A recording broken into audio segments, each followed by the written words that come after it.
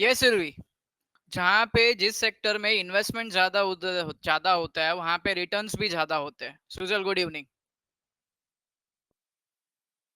Higher the risk higher the profit, investment ज्यादा profit भी ज्यादा।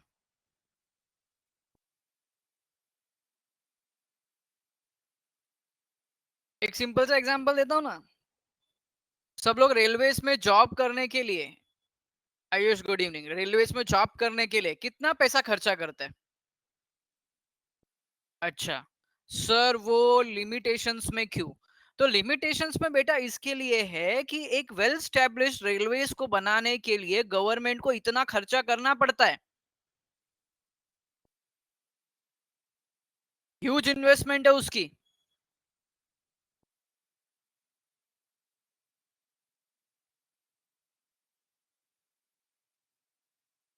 अभी अगर मैं एग्जांपल दूं, ठीक है। अभी दीप एंड कल्याणी, गुड इवनिंग। अभी कोविड के टाइम पे देखो, कोविड के टाइम पे तो जबरदस्त नुकसान हुआ है उनका, जबरदस्त। तो रिस्क भी है एंड रिटर्न भी है, दोनों है।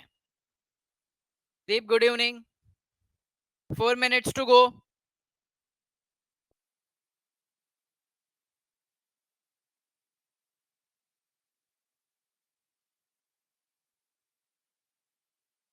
Ankita good evening. Anushka good evening.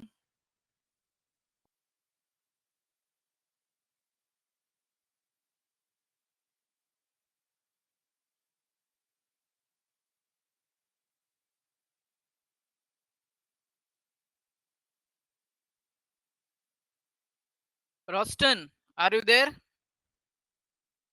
Roston Almeida.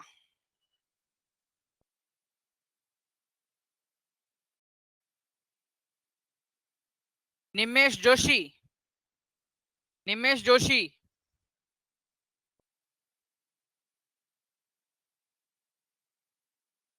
Radhika Makwana, Shubham Mehta.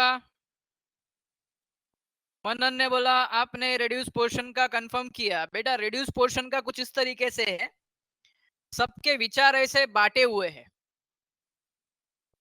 कुछ लोग बोलते हैं कि अभी तक कंफर्म नहीं हुआ, कुछ लोग बोलते हैं कंफर्म हो गया, कुछ मॉडरेटर्स बोलते हैं बाकी है, कुछ मॉडरेटर्स बोलते हैं लास्ट ईयर के जैसा है। तो फिलहाल मैं लास्ट ईयर के पैटर्न के ऊपर से जा रहा हूँ कि लास्ट ईयर में जो चीज रिड्यूस किया था उसके अकॉर्डिंग जा रहा हूँ। इन केस अगर नोटिफिकेशन कुछ अलग आता है तो जो अपना बच गए हैं वो अपन पढ़ेंगे। कंप्लीटली ओमिट नहीं किया है मैंने। पर जब तक ऑफिशियल नोटिफिकेशन नहीं आता है तब तक के लिए हम लोग वो क्वेश्चंस को साइड में रखेंगे। Ibrar good evening. Aditya, Nidhi, Meet good evening. Nikita good evening. Reena good evening. 2 minutes to go. Sahil, are you there? Nirmal, Radhika good evening. Nimesh, Harsh good evening. Siddhant good evening. Siddharth sorry. Drishti good evening. पेवियन गुड इवनिंग। इधर एक कुछ लोग हैं ना अपने ग्रुप में ना, बहुत ही शांत रहते हैं। इनको लगता है बुलवाना पड़ेगा मेरे को।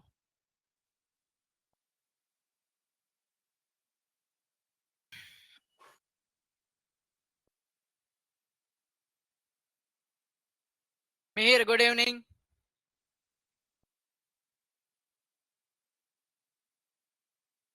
वेदांत गुड इवनिंग।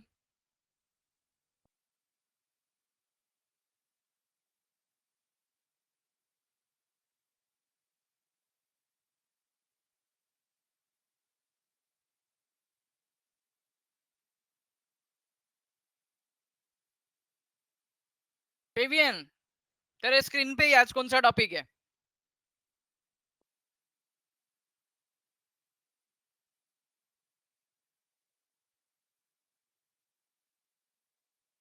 हेलो भूमिका good evening. Okay students, now it's 6 PM।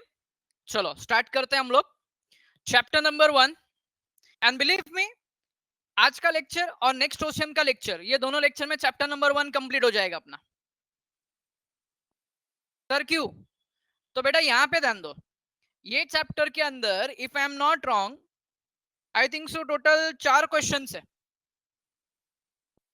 4 question है। 4 में से 4 क्वेश्चन कैसे, तो सबसे पहला नेचर ऑफ, 4 नहीं 5 क्वेश्चन है, सॉरी 5 क्वेश्चन है। Nature of management of, sorry principles of management, फिर उसके बाद में 14 principles of management, significance of principles of management, scientific technique principles of scientific management and last में टेक्निक्स ऑफ साइंटिफिक मैनेजमेंट। जिसमें से बच्चों, if I am not wrong, 2 question omit कर दिया ये चैप्टर में से, सिग्निफिकेंस और importance of principles of management and techniques of scientific management, ये 2 चीज ओमिट कर दिया है। मतलब अपने को पढ़ने का टोटल 3 क्वेश्चन, अपने को पढ़ने का total 3 question, that is nature of principles of management, 14 principles of Henry Fayol and scientific management, principles of scientific management by F W. Taylor. ये 3 क्वेश्चन पढ़ने का है। अब आज के लेक्चर में मेरा तो टारगेट है, क्या टारगेट है, nature meaning nature of principles of management and 14 principles of management half complete करने का, ये आज मेरा टारगेट है। चलो, प्रिंसिपल्स ऑफ मैनेजमेंट। बच्चों लास्ट ईयर हम लोग ने ये वर्ड पढ़ा था, लास्ट ईयर हमारा चैप्टर नंबर 8 हुआ करता था, एक chapter number 8 introduction to management. अच्छा, मैनेजमेंट के अंदर आपने क्या पढ़ा था, मैनेजमेंट का मतलब क्या होता है, जरा मेरे को बताओ। वो बाद में देखेंगे, अपना क्या बोलते हैं बुक का ना प्रोफेशनल लैंग्वेज बाद में देखेंगे। आपको क्या समझ में आता है, what you know about management, proper execution and arrangement. Very good Harsh Mehta,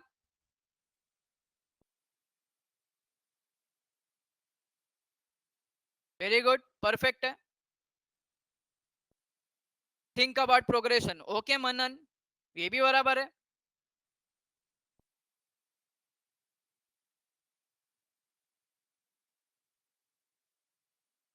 it the base for proper smooth functioning of business, ये भी बराबर है। क्या बात है, सब अपने अपने जगह पे बराबर बोल रहे हैं। सर अगर ले मैन की लैंग्वेज में बोलते हैं to get the work done through others, okay ठीक है। सर ले मैन की लैंग्वेज में अगर बोले तो सिंपल सा मीनिंग है to manage in systematic manner, एकदम सिंपल वर्ड में, एकदम सिंपल वर्ड में, to manage in systematic manner. लेकिन बच्चों कुछ मैनेज करने के लिए क्या हम लोग क्या डायरेक्टली कुछ मैनेज करते हैं, नहीं, डायरेक्टली मैनेज नहीं कर सकते। हमको कुछ बेस तो लगेगा, हमको कुछ तो आइडिया तो लगेगा, हम कौन से बेस पे मैनेज करें। क्या डायरेक्टली जाके चालू कर दे भाई ये काम करने का, ये काम करने का, बट डायरेक्टली चालू करें, नहीं। अभी फॉर एग्जाम्पल ध्यान से सुन लेना, मैं किसी भी धर्म के खिलाफ नहीं है, धर्म के खिलाफ नहीं है, लेकिन एक छोटा सा एग्जाम्पल देता है, एक छोटा सा क्वेश्चन पूछता है।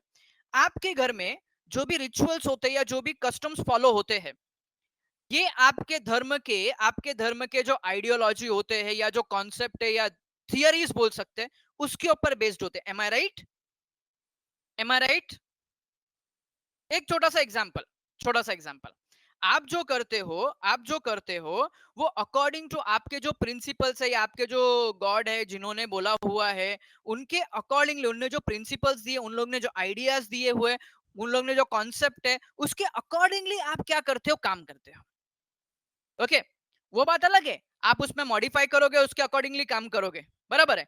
बट आप जो काम करते हो, it is based on some theories, some concept and some ideas. जैसा अभी मैं एग्जांपल दूं, कोई पर्टिकुलर धर्म है, वो धर्म की जो आइडियोलॉजी है, वो धर्म की जो आइडियोलॉजी है, वो जो कॉन्सेप्ट है, वो धर्म के हर एक लोग को मानना पड़ेगा। M I right, hello, M I right. मतलब ये जनरल इंस्ट्रक्शन जैसा है, it is like a general instruction.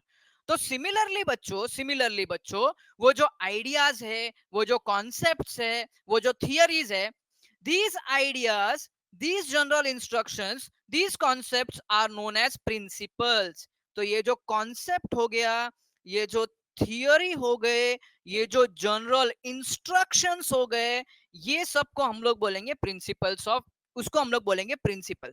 That is a simple idea, concept, theory, general instruction. Okay, ठीक है। अब बच्चों मैनेजमेंट क्या ओनली बिजनेस ऑर्गेनाइजेशन में होता है? मुझे बताओ जरा, बिजनेस ऑर्गेनाइजेशन में ओनली होता है? नहीं, नहीं, it is everywhere, it is universal applicable, ये हर जगह पे होता है। सर हम तो कमा नहीं रहे, हम तो कमा नहीं रहे, लेकिन घर में आप कभी ये वर्ड यूज करते रहोगे, स्टडी मैनेजमेंट, देखो वर्ड आ गया रहेगा, study management, time table management, workout management, घर का मैनेजमेंट, ये वर्ड आपने यूज किया होगा। अभी मैंने बिजनेस की बात की, मतलब प्रॉफिट मोटिव है। अगर मैं नॉन प्रॉफिट मोटिव की बात करूं, जैसे फॉर एग्जांपल ऑर्गेनाइजेशन, हॉस्पिटल्स, अभी ऑर्गेनाइजेशन और हॉस्पिटल में मैनेजमेंट नहीं होता है? होता है। आप जाते हो उधर पे, कभी आपको सर्विस नहीं मिली तो आप क्या बोलोगे? क्या बोलोगे? इधर का मैनेजमेंट बेकार है, सीधा एक ही पॉइंट बोलोगे, इधर का मैनेजमेंट बेकार है। आ गया देखो मैनेजमेंट आपके मुंह पे वर्ड। ओके, तो मैनेजमेंट इज एप्लीकेबल एवरीवेयर। अच्छा मुझे बताओ, if management is applicable everywhere, तो principles of management is also applicable everywhere, am I right? Because उसके ऊपर तो चल रहे हैं हम लोग। So if management is universal applicable, then principles of management is also universally applicable, वो भी हर जगह पे होगा। ठीक है, चलो ये बात तो बराबर है। अब बच्चों मुझे एक बात बताओ, जो प्रिंसिपल्स ऑफ मैनेजमेंट है, अगर आपको याद होगा तो मैनेजमेंट हम लोग ने पढ़ा था, it is an art and science, science भी पढ़ा होगा अगर मैं गलत नहीं हूं 11th स्टैंडर्ड में, आर्ट साइंस एंड प्रोफेशन ऐसा कुछ तो भी था, बराबर है? अच्छा अगर मैं साइंस की बात करूं, अगर मैं साइंस की बात करूं, तो साइंस में जो भी थियरी होता है, या जो भी आपके जो फाइनल रिजल्ट निकलते हैं, वो फाइनल रिजल्ट डायरेक्टली प्रैक्टिकल होता है या थियरी बेस्ड होते हैं या ऑब्जर्वेशन पे होते हैं? जो फाइनल फाइनल रिजल्ट निकलता है वो एक्सपेरिमेंट एंड ऑब्जर्वेशन पे होता है, M I right? M I right? बराबर है। जैसा अभी मैं एक एग्जांपल देता हूं, कोविड का एग्जांपल ले लो। अब जब कोविड की मेडिसिन या कोविड के जो भी बना रहे, वो प्रॉपर ऑब्जर्वेशन के साथ में बना रहे हैं। तो my dear friend, principle it is based on experiments and observations, experiment and observations. अभी ये सब पॉइंट आपको आगे पढ़ने को मिलेगा, सर आपने हमको समझा दिया, पॉइंट आगे आएगा, इसमें मैं कुछ पॉइंट है ना तुम्हारे फीचर्स के इंक्लूड कर दिया मैंने। Okay, it is based on observation. आगे प्रिंसिपल, देखो principles it is not absolute, absolute बोला मतलब can not be changed, can not be change, it is just a theory, it is just a theory, and theories, concept, ideas can be changed, concept ideas can be changed, it can be changed, it can be changed, principles can be changed। जैसा आप देखो, तो अभी अगर मैं example दूं, एक simple सा एग्जांपल, बिजनेस ऑर्गेनाइजेशन 100 साल पहले और आज के अंदर जमीन आसमान का फर्क है। तो मुझे बताओ, 100 साल के पहले के जो बिजनेस आइडियोलॉजीज थे, जो प्रिंसिपल्स थे, वो 100 साल के बाद एप्लीकेबल होगा? नो। क्यों? ट्रेंड चेंज हो गया, बिजनेस करने का तरीका चेंज हो गया। जब बेटा ट्रेंड चेंज हो गया, बिजनेस करने का तरीका चेंज हो गया, तो my dear friends, automatically principle भी क्या होगा? सेम होगा या चेंज होगा? प्रिंसिपल्स भी क्या होंगे? सेम हो गए या चेंज हो गए? तो चेंज होंगे। अब मुझे बताओ, जो चीज इजीली चेंज होती है उसको हम लोग क्या बोलते हैं? पढ़ाई के लिए मेहनत तो सब करते हैं, लेकिन स्मार्ट स्टडी कौन करता है? प्री एग्जाम ऐप के साथ बनाइए अपनी तैयारी super smart. Pre exam app देता है वाइड रेंज के एग्जाम्स की तैयारी, जैसे JEE, NEET, CAT, CA foundation, CSEET, banking, railway, SSC, MBA entrance, SYJC, com, TYBCom और भी बहुत कुछ। Chapter wise tests and mock tests, detailed performance analysis, और अब तैयारी होगी एकदम परफेक्ट। कहीं भी कभी भी पढ़ाई करें, और एक विशाल क्वेश्चन बैंक आपकी तैयारी को बनाए आसान। इंस्टेंट इवैल्यूएशन से तुरंत जानिए अपनी परफॉर्मेंस और पाएं पर्सनलाइज्ड फीडबैक। तो अब देरी किस बात की? प्री एग्जाम ऐप डाउनलोड करें और अपने नाम से रजिस्टर्ड करें, और एक विशाल क्वेश्चन बैंक बिल्कुल फ्री, और अपनी सफलता की कहानी लिखें। लिंक डिस्क्रिप्शन में है। प्री एग्जाम ऐप स्मार्ट तैयारी का साथी। रिजिड बोलते हैं या फ्लेक्सिबल बोलते हैं? जो चीज इजीली चेंज होती है उसको क्या बोलते हैं, रिजिड बोलते हैं या फ्लेक्सिबल बोलते हैं? फ्लेक्सिबल बोलते हैं। रिजिड मतलब क्या, इट्स कॉम्प्लिकेटेड, चेंज करने में बहुत मुश्किल है, but principles can be change as per the situation, as per the nature, etcetera etcetera. Okay, तो बेटा 9 मिनट के अंदर, if I am not wrong, हमने 3 फीचर्स पढ़ लिए, डोंट वरी, मैं आगे तुम लोग को इसको एक्सप्लेन करूंगा, ठीक है? तो ये है अपना principles of management. Sir principles मतलब क्या? तो concept, theory, fundamental truth, preposition, fundamental truth, preposition, और ये सब चीज इतना इजीली नहीं आता है। ओके, तो ये हमारा चैप्टर का बेसिक पॉइंट है कि what is the principle, that is a concept of management, that is a theory related to management. और इसके ऊपर ही अपना सेकेंड चैप्टर है functions of management. Functions of management is based on principles of management, ठीक है? चलो आगे बढ़ते हैं। तो my dear friends, last year में 11th स्टैंडर्ड में, अगर आपको याद होगा, तो हमको चार लोगों ने मिलके मैनेजमेंट की डेफिनेशन दी थी, चार लोगों ने मिलके, चैप्टर नंबर 8 में। चारों इधर पे, मैं इसको एकदम डीप में लेके नहीं जाऊंगा, सिर्फ और सिर्फ ऊपर ऊपर से कॉन्सेप्ट बता दूंगा क्या है। जैसे मेरी पार्कर फॉलेट, हेनरी फायोल, उसके बाद में फ्रेडरिक विंसो टेलर, जिसको हम लोग प्यार से बोलते हैं एफ डब्ल्यू टेलर। अगर आपको याद होगा, तो मैंने 11th स्टैंडर्ड में जो बच्चे मेरे यहाँ पे पढ़े हैं, जिनको मैंने पढ़ाया है, मैंने तुमको बोला था कि मैंने अभी तुमको पढ़ाया है, 12th स्टैंडर्ड में पूछूंगा, father of modern management, father of scientific management, याद आता रहेगा तो? अगर कुछ लोगों को याद आता रहेगा तो मैंने बोला था ये पॉइंट आएगा उधर पे, बट मैंने क्लियर कट बोला हुआ है, father of modern management, father of scientific management. अभी तुम्हारे कॉलेज में हो गया, इसके लिए मत बोलना। चलो, तो मेरी पार्कर फॉलेट, इनका जो डेफिनेशन है ना, बहुत पुराना है। क्यों? तो इनका काम क्या, management is an art getting things done through others. Others बोला मतलब पीपल, पीपल। तो इनका इनका मेन फोकस क्या है, कंप्लीटिंग द वर्क। बट बेटा, completing the work through workforce, लेकिन लेकिन पूरा का पूरा बर्डन वर्कफोर्स पे हम नहीं डाल सकते, बिकॉज कोई भी टास्क कंप्लीट करने के लिए we required material, machine etcetera, material, machine etcetera. अभी लेबर को प्रॉपर मशीनरी प्रोवाइड नहीं करेंगे तो प्रोडक्शन कहां से करेगा? तो as per Mary Parker Follett, management is an art getting things done through others. Others मतलब पीपल, पब्लिक के पास है, तो यहाँ पे पूरा फोकस वर्कफोर्स के पास है।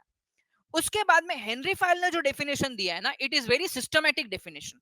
क्यों?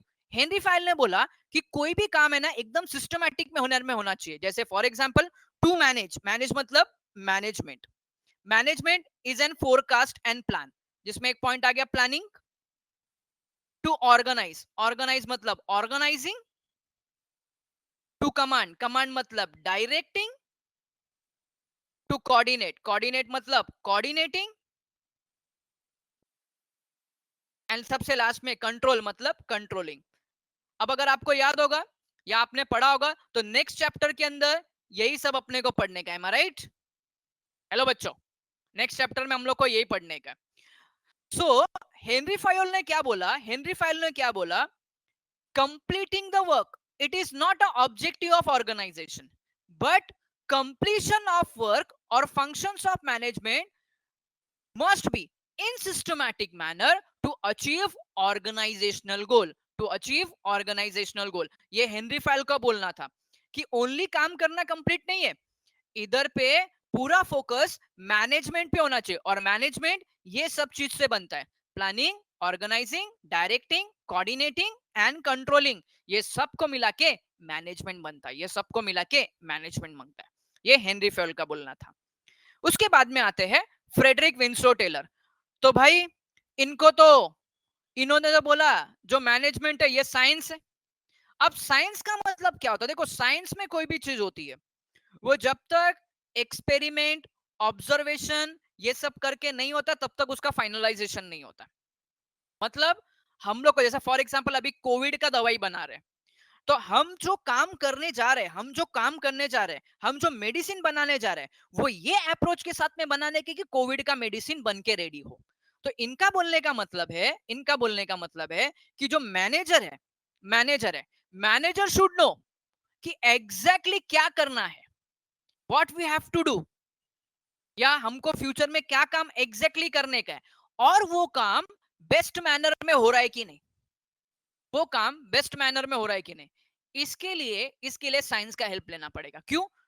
तो जब फर्स्ट प्रोडक्ट बनाएंगे उसको कितना टाइम लगता है, तो अकॉर्डिंगली बाकी के प्रोडक्ट को उतना टाइम लगना चाहिए, बाकी के प्रोडक्ट को उतना टाइम लगना चाहिए। तो फ्रेडरिक विंस्लो टेलर ये तो भाई बोलते हैं ये साइंस है, मतलब manager should know what should be done, what we have to do, what is to be done to achieve organisational goal, and उसको अचीव करने के लिए what should be the systematic manner, what should be the best way to complete the goal. Next है George Terry, ये भी management का बहुत बड़ा नाम है, मैनेजमेंट के अंदर इनका भी बहुत बड़ा नाम है। ये भी भाई साहब आपको कभी फ्यूचर में आप मैनेजमेंट पढ़ोगे तो मिलेगा। देखो इन्होंने भी सिंपल, इनका भी जो ओपिनियन है वो हेनरी फायल के जैसा मिलता है। देखो management is the process consisting planning, organising, actuating and controlling perform to determine and accomplish the objective by the use people and resources. तो इनके accordingly management it is a process, और ये process के अंदर सब कुछ ज्यादा प्लानिंग, ऑर्गेनाइजिंग, एक्चुएटिंग, कंट्रोलिंग, ये सब पॉइंट उसके अंदर कवर होते हैं। तो दैट वाज द मैनेजमेंट, ये हम लोग ने 11th स्टैंडर्ड में पढ़ा था। इसको खाली तुमको एक बेस, एक बैकग्राउंड देने का था मैनेजमेंट क्या होता है, इसके लिए मैंने इसको कवर कर लिया। ओके तो 15 मिनट के अंदर हमने अभी तक क्या कवर किया, मैनेजमेंट का एकदम सिंपल मीनिंग एंड प्रिंसिपल का एकदम सिंपल मीनिंग। बट ये सिंपल मीनिंग से एग्जाम में कुछ होगा नहीं, अभी हमको जाने का है अपने मेन लैंग्वेज पे। ठीक है, चलो अब आगे जाते हैं। Meaning of principle, while achieving individual or organizational goal, it is important to use different systems or technique. Some techniques are universally applicable, which are known as principles. ध्यान देना बच्चों, which are known as principles. देखो मैंने थोड़ी देर पहला आपने ही बोला, मैंने नहीं बोला, आपने आंसर दिया था यूनिवर्सली एप्लीकेबल। तो some technique which is used by all is called as principles. जैसे अभी मैं एग्जांपल दूं, हमारे धर्म में, हमारे रिलीजन में, हमारे यहाँ पे जितने भी लोग हैं, वो कम्युनिटी के जितने लोग हैं, वो उनके प्रिंसिपल्स को प्रॉपर क्या करते हैं, फॉलो करते हैं, प्रॉपर क्या करते हैं, फॉलो करते हैं। This principle provide guidelines to the manager to take a decision. They help in understanding the result of decision taken by the managers. तो देखो बच्चों यहाँ पे it is a guidelines. It is a guideline. देखो simple सी बात है, simple सी बात है। आप घर में कुछ करो तो सिंपल सी बात है, पेरेंट्स बोलते हैं हमारे कम्युनिटी में चलता नहीं है, that is your general guidelines, ये हमारे कम्युनिटी में चलता नहीं है। तो सिमिलरली प्रिंसिपल्स अभी यहाँ पे बोला है, जैसे फॉर एग्जांपल अगर मैं बोलूं तो जैसे रेम्यूनरेशन की बात कर लो, रेम्यूनरेशन की बात करो। अच्छा फेयर रेम्यूनरेशन, रेम्यूनरेशन मतलब सैलरी, फेयर रेम्यूनरेशन ये सब जगह होना चाहिए, M I right? Fair remuneration चाहे ऑर्गेनाइजेशन बड़ा हो चाहे ऑर्गेनाइजेशन छोटा हो, फेयर रेम्यूनरेशन सब जगह होना चाहिए। That is the one of the principle. क्या ये वन ऑफ द प्रिंसिपल है? तो फेयर रेम्यूनरेशन के अकॉर्डिंगली, फेयर रेम्यूनरेशन के अकॉर्डिंगली मैनेजर को डिसीजन लेने के लिए इजी हो जाता है, मैनेजर को डिसीजन लेने के लिए इजी हो जाता है, बिकॉज उसको पता है ये एक प्रिंसिपल है। अब जाते हैं हम लोग एग्जाम सॉरी डेफिनेशन पे। Principle is defined as fundamental truth और proposition that serve as the foundation for a system of belief or behavior of chain of reasoning, chain of reasoning. Simple meaning है। अब बच्चों अगर आप यहाँ पे ध्यान दो तो जैसे मैंने बोला कम्युनिटी के अंदर सबको, कम्युनिटी प्रिंसिपल पे बिलीव करती है या उनका behaviour according to their principles, उनके जो धर्म गुरु है उसके अकॉर्डिंगली लोग क्या करते हैं, काम करते हैं, उसके अकॉर्डिंगली जो भी काम करते हैं। Okay so it is a fundamental truth. एक सिंपल सा एट द एंड में प्रिंसिपल का सिंपल मीनिंग है कॉन्सेप्ट और थियोरी, कॉन्सेप्ट और theory. In simple words techniques और system which gives one directional result are called as principle and it is applicable everywhere, it is applicable everywhere। one directional result मतलब सबको एक ही जैसा काम करने का, सबको यही फॉलो करने का। Okay it is applicable everywhere. जैसे अभी खाली एक एग्जांपल देता हूं, एक छोटा सा एग्जांपल। आपके स्क्रीन पे क्या है? आपके स्क्रीन पे क्या है? इंडियन टीम है। अच्छा, इंडियन टीम में सिलेक्शन किसके आधार पे होता है? किसके अकॉर्डिंगली होता है? या कोई टीम है, ये 11 लोग खेल रहे हैं, तो 11 लोग में selection skill, performance, talent. Okay, very good. Skill, performance, talent, best player. Okay, ठीक है। अच्छा, ये बात तो बराबर है, लेकिन उनके रोल के अकॉर्डिंगली भी उनका सिलेक्शन होता है। M I right? उनके रोल के अकॉर्डिंगली भी उनका सिलेक्शन होता है। जैसे अभी खाली एक एग्जांपल दूं, अगर इंग्लैंड में हम लोग क्रिकेट खेल रहे हैं, अगर हम लोग इंग्लैंड में क्रिकेट खेल रहे हैं, तो आप ज्यादा फास्ट बॉलर को खिलाओगे या स्पिनर्स को खिलाओगे? मैं फास्ट एंड स्पिनर की बात कर रहा हूँ। आप क्रिकेट देखते हो तो आपको ज्यादा ये आइडिया है।